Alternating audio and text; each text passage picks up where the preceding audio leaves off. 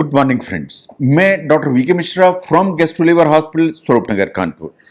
आज मैं बात करूंगा अपेंडिसाइटिस के काजेज के बारे में। मैं बात करूंगा कि अपेंडिसाइटिस वास्तव में क्यों होती है। ये तो आपने सुना होगा कि अपेंडिसाइटिस का अटैक आ गया, इनको अपेंडिसाइटिस का अटैक हुआ, इनको ऑपरेशन कराना पड़ा।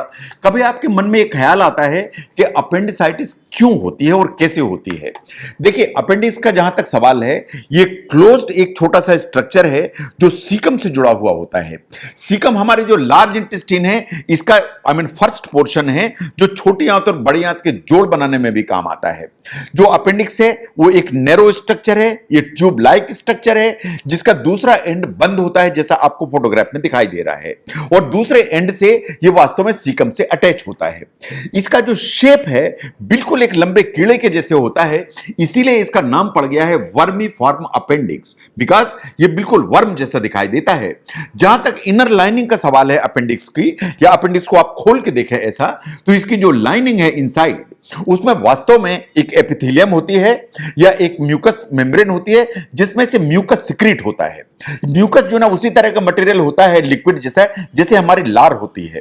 तो ये जो म्यूकस सिक्रीट होता है ये अपेंडिक्स में से होता हुआ सीकम में आ जाता है, and this basically keeps on going. कभी ऐसा भी होता है कि स्टूल मटेरियल थोड़ा सा अपेंडिक्स के अंदर चला जाता है, वो भी बाहर आ जाता है, एंड ये चीज चलती चली जाती है विदाउट एनी प्रॉब्लम। जो अपेंडिक्स होता है वास्तव में इसमें काफी लिम्फेटिक टिश्यू होता है। जो अपेंडिक्स है इसमें छोटी सी मसल भी होती है, बट ये जो मसल है बहुत वीक होती है, लेकिन लिम्फेटिक टिश्यू काफी सिग्निफिकेंट होता है। ये जो लिम्फेटिक टिश्यू है, ओल्डर चिल्ड्रन एंड जो है ना एडल्ट्स, इनमें कोई काम करता है वो तो मालूम नहीं, वो शायद ये कोई काम नहीं करता है, बट इन यंगर चिल्ड्रन ऐसा माना जाता है कि ये जो इम्यून सिस्टम है इसमें इम्यून फंक्शन होते हैं जो ये लिम्फेटिक टिश्यू इसके लिए काम करता है। But in the long term अभी तक ऐसी कोई स्टडी ने प्रूव नहीं किया कि अगर अपेंडिक्स को अब निकाल दिया जाए या ऑपरेट करके अलग कर दिया जाए तो इससे बॉडी पर कोई मेजर ऐसे इफेक्ट्स आते हैं जिनको हम कहें कि वास्तव में अपेंडिक्स को निकालने के चलते आए। नो, जब हम अपेंडिसाइटिस की बात करते हैं तो वास्तव में अपेंडिसाइटिस का मतलब है कि जो अपेंडिक्स है उसमें इन्फ्लेमेशन हुआ। जो अपेंडिसाइटिस की जो बात करते हैं तो इसकी जो प्रोसेस ये शुरू कैसे होगी, ये शुरू होगी कि अगर जो अपेंडिक्स के अंदर का जो ल्यूमेन है या उसके अंदर का जो रास्ता है या उसकी चैनल है वो ब्लॉक हो जाती है। ये ब्लॉक कैसे होगी? ब्लॉक होगी अगर जो म्यूकस इसमें से सिक्रेट होता है वो थिक हुआ। वो म्यूकस अगर सिक्रेट होकर थिक हुआ तो वो जो है उसको ब्लॉक करेगा, या स्टूल मटेरियल उसके अंदर गया अपेंडिक्स के एंड बाहर नहीं निकला, या वहीं पे जाके उसने ब्लॉक कर दिया, तो जो ये चैनल है या ल्यूमेन है वो वास्तव में ब्लॉक हो जाएगा। तो अगर म्यूकस ने ब्लॉक किया या स्टूल मटेरियल ने ब्लॉक किया तो वास्तव में ये हार्ड हो जाएगा, एंड जो है ना ब्लॉक बिकम हार्ड जो हो जाएगा, तो ऐसा हो जाता है जैसे रॉक लाइक हो जाता है। इन अपेंडिक्स का जो ल्यूमेन है वो कंप्लीटली ब्लॉक हो जाता है। अगर ये कंप्लीटली ब्लॉक हो जाता है तो यहां से ही वास्तव में अपेंडिसाइटिस का अटैक चालू होता है। इन फ्यू पेशेंट्स वास्तव में बच्चों में ये कभी कभी जो लिम्फेटिक चैनल्स होते हैं या लिम्फेटिक जो टिश्यू होता है उसकी स्वेलिंग के चलते भी ये जो चैनल है वो ब्लॉक हो जाती है। वो अगर ब्लॉक होगी तो भी अपेंडिसाइटिस का जो अटैक है वो शुरू हो जाता है। नो, जो अपेंडिसाइटिस का अटैक है शुरू होने के लिए ब्लॉक सबसे पहला स्टेप है, ब्लॉक सबसे पहले होने की जरूरत है। जैसे ही ये ब्लॉक होगा तो अपेंडिक्स के अंदर जो प्रेजेंट बैक्टीरिया है वो मल्टीप्लाई करने लगेंगे। वो मल्टीप्लाई करने के अलावा अपेंडिक्स की जो वॉल है उसको इन्वेट करने लगेंगे, उसके अंदर घुसने लगेंगे। वो जैसे ही अपेंडिक्स की वॉल में घुसेंगे तो अपेंडिक्स में स्वेलिंग आ जाएगी। जो अपेंडिक्स है वो मोटा हो जाएगा, थिक हो जाएगा, और अगर वो मोटा हुआ, थिक हुआ, उसमें इंफेक्शन हुआ तो उससे लड़ने के लिए हमारी जो बॉडी है वो वास्तव में एक अटैक माउंट कर देती है।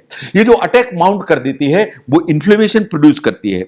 तो वास्तव में जो बैक्टीरिया है अपेंडिक्स के अंदर वो उन्होंने मल्टीप्लाई किया और अपेंडिक्स की वॉल में जो है ना घुस गए, और हमारी जो बॉडी है उसने अपेंडिक्स को अटैक किया in order to contain the attack. तो ये जो एक इस तरह का जो लड़ाई समझ लीजिए या एक अटैक समझ लीजिए, उसके चलते अपेंडिक्स में स्वेलिंग डेवलप हो जाती है जिसे आप अपेंडिसाइटिस कहते हैं। तो बैक्टीरिया नंबर में बढ़ रहे हैं, उन्होंने जो अपेंडिक्स उसके वॉल को स्वेलिंग की, उसको थिकन किया, इन ऊपर से इन्फ्लेमेशन आपकी बॉडी ने माउंट किया और अपेंडिसाइटिस डेवलप हो जाती है। नाउ जो अपेंडिसाइटिस है अगर इसका अटैक ऑन गोइंग रहा और ये इसको पहचानने में देरी हुई या इसको ट्रीट नहीं किया गया तो अपेंडिक्स वास्तव में फट सकता है। और एक बार अगर फटेगा अपेंडिक्स तो जो इंफेक्शन है या जो बैक्टीरिया है वो अपेंडिक्स के बाहर आ जाएंगे, और अपेंडिक्स के अगर बाहर आ जाएंगे तो प्रॉब्लम्स क्रिएट होगी। अगर अपेंडिक्स फटा तो जो बैक्टीरिया बाहर आए तो वास्तव में जो पस है वो फॉर्म हो जाएगी अपेंडिक्स के चारों तरफ। अगर अपेंडिक्स के चारों तरफ ये पस फॉर्मेशन हुई तो इसे कहते हैं पेरी अपेंडिशियल एब्सिस। जो पेरी अपेंडिशियल एब्सिस जो डेवलप हो जाती है वो वास्तव में कभी कभी इसी एरिया में कंटेन हो जाती है, और अगर इसी एरिया में कंटेन हो जाती है तो जो इन्फ्लेमेशन है बॉडी के या एब्डोमेन के दूसरे एरियाज में नहीं फैलता। लेकिन कभी ऐसा हो जाता है कि कंटेन नहीं हुई तो ये जो पस है पूरे के पूरे पेट में फैल सकती है, इन डिफ्यूज पेरिटोनाइटिस डेवलप हो सकती है।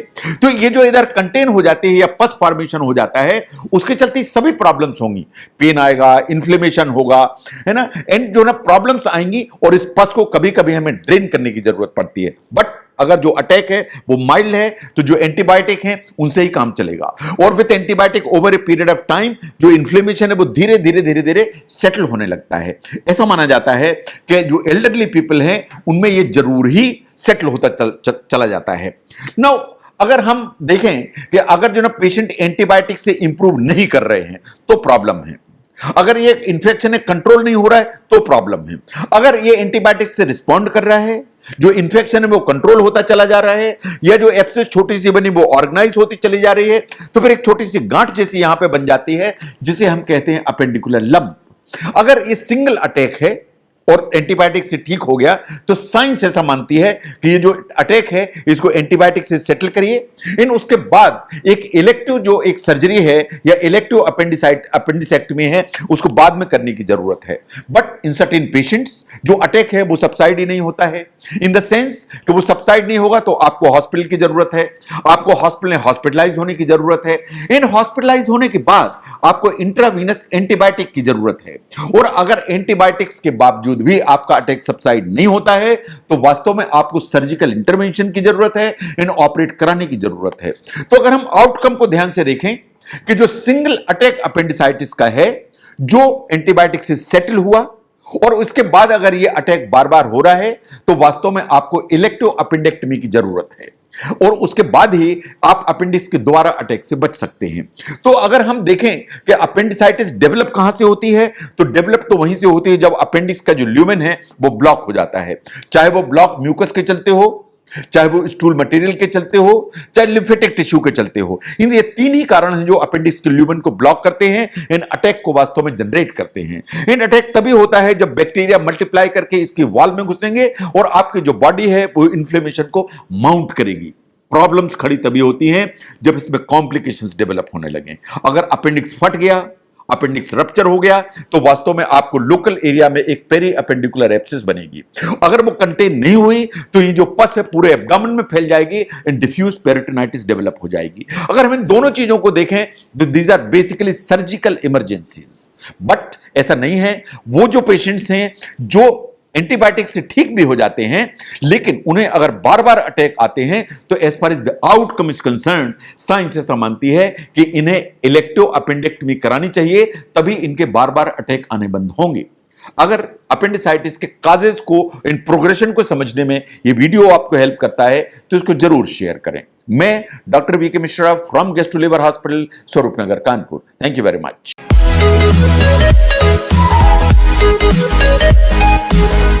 We'll be right back.